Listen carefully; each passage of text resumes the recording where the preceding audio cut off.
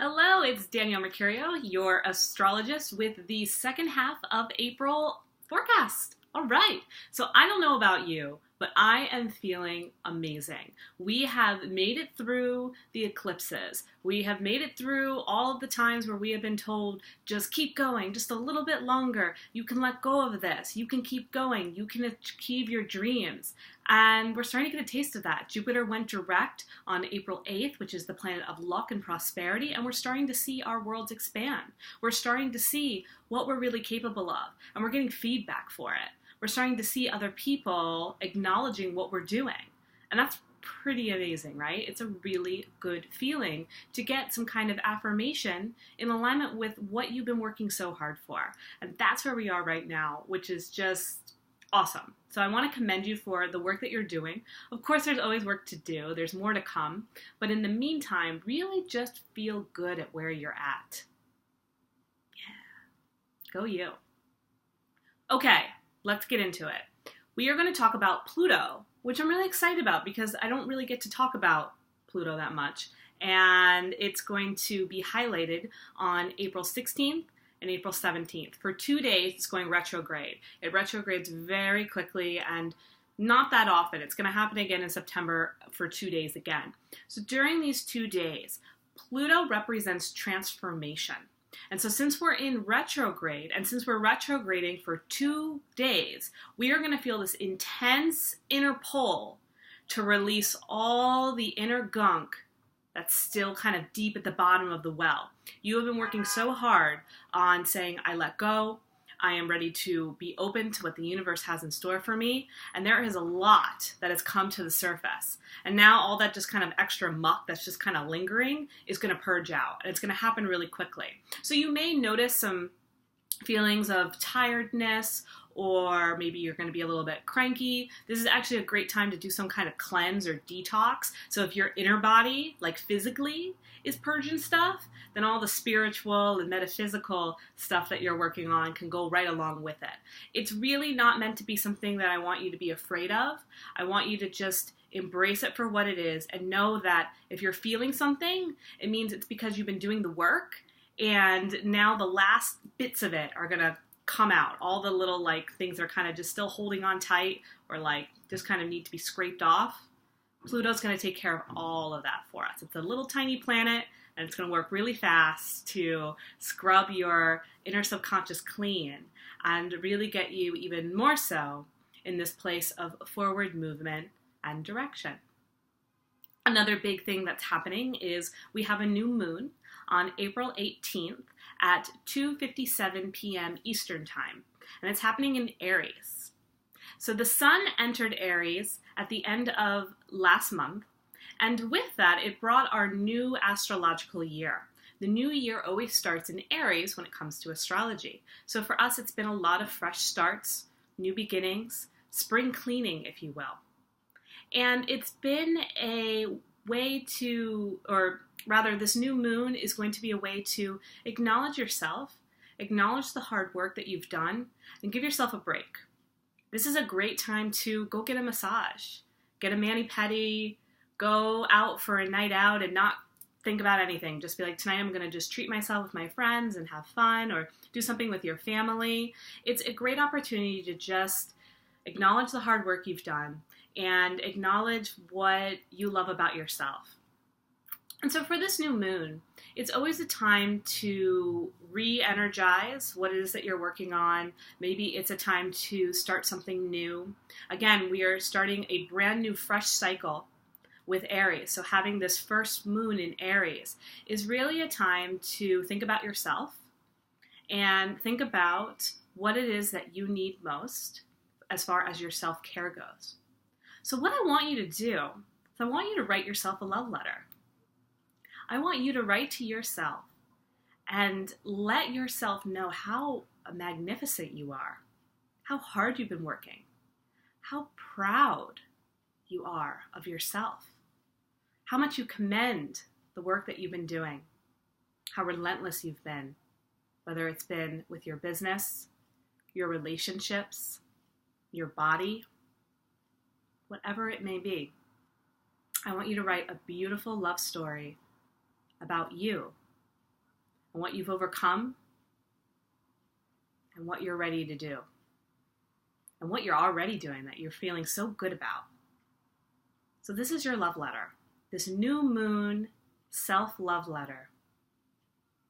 And I don't want you to hold back, because deep down, you know you don't really want to hold back. This is a great way to be vulnerable with yourself. Allow a new side of yourself to come through that you may not even realize. Be open when you write. Do it in a safe space. Ask your guides to come in, or the angels, and say, write with me. Join me on this love sesh of myself. And just go with it, flow with it. No boundaries. Okay, so new moon, April 18th. It starts at 2:57 p.m. Eastern Time. I usually like you to do it in a 48-hour window and just write a beautiful love story of you and how much you adore yourself and how much you cherish what it is that you're doing and how excited you are for this astrological year and everything that's moving forward. Okay, and then we also have Venus shaking things up in Gemini right now. Gemini, they're my playful sign. They're my sign of the Peter Pans and Alice in Wonderland. They're the ones that are always just open with a sense of curiosity and wonder and excitement. And that's what I want for you during this period. It started on April 11th and it's going till May 7th. And so during this time, while Venus is the planet of love, you want to bring this playfulness into your love life, whether you're in a relationship or maybe you're looking for one. Bring a playfulness to it. Bring a curiosity. Bring a sense of wonder. If you're not single or let's say you're not really looking to date right now, apply it to your family, to your children. Be in a fun, playful relationship with them. Apply it to your social circles with your friends. Make more of an emphasis on having fun. Maybe some of your last meetups have been really bogged down with just kind of helping each other out or kind of relaying your stresses to each other or, kind of always seeming to have like a powwow to be like, okay, let's work on ourselves. Maybe just be like, you know what? Why don't we go for, a new dance class together? Or why don't we go try a new cuisine? Or just do something fun and different that you normally wouldn't do. It's getting nicer out. Go check out a flea market or go to the beach. Just something that is kind of different than your normal social scene, and you can just kind of kick back and have fun. Because, like I said, we're coming out of winter. You've worked really hard, and it's time to just give yourself a little bit more credit, give yourself a little bit more slack, realize that everything is getting done. Everything is working on your behalf right now because you've done so much on your own. And so it's okay to just have fun and exhale and breathe and know that you'll get to everything else that you need to just in time as well. Another cool thing that's happening, we got Mercury chilling in Taurus. And that is going on from April 14th until April 30th. And so what that means is Mercury is our planet of communication. It's our planet of how we deliver messages. And with Taurus is a very strong, sturdy, stable planet, or sign rather. It's the bull. It's very hard-headed.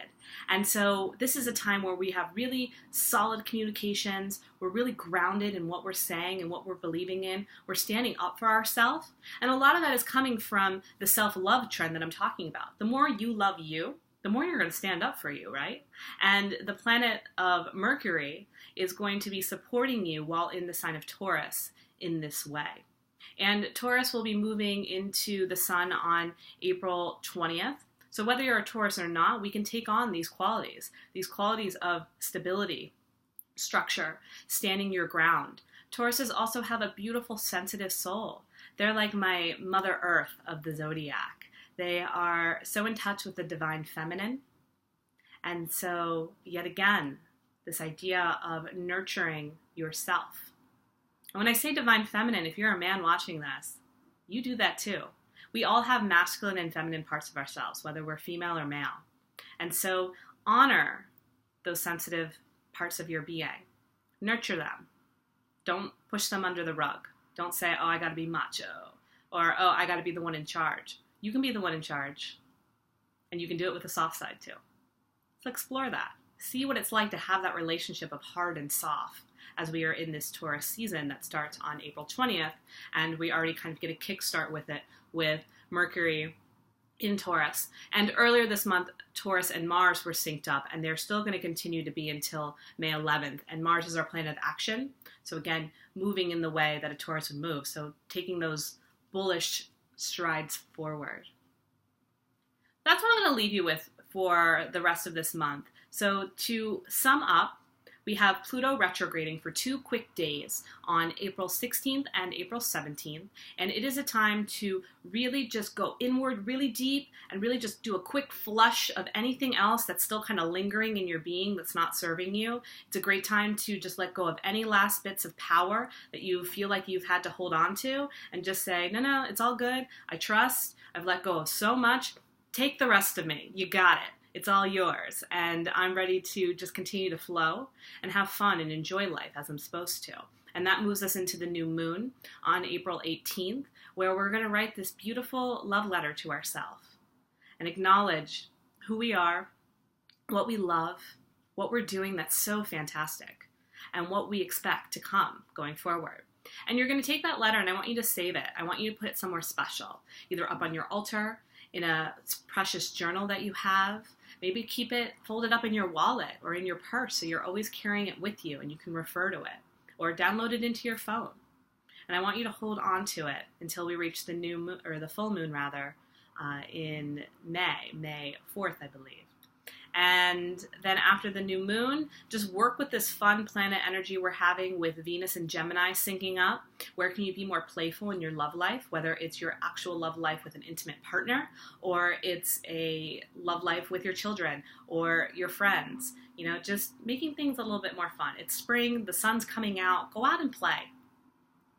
And then lastly, the Taurus energy that we're taking on as Taurus moves into our sun sign, as it is represented by Mercury and Mars right now. It's a time to really stand your ground, be patient, knowing that if you keep doing the hard work, what you need will come, and exploring your feminine side a little bit more, knowing that you don't always have to be so hard edge, knowing that you don't always have to be the one that seems so commanding, but you can do it in a way that's more gentle and in turn more respected. Awesome?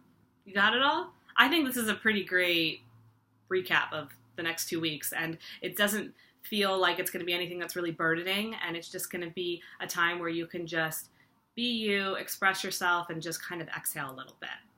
And of course, I want you to connect with me more. I'm going to be doing a virtual new moon circle.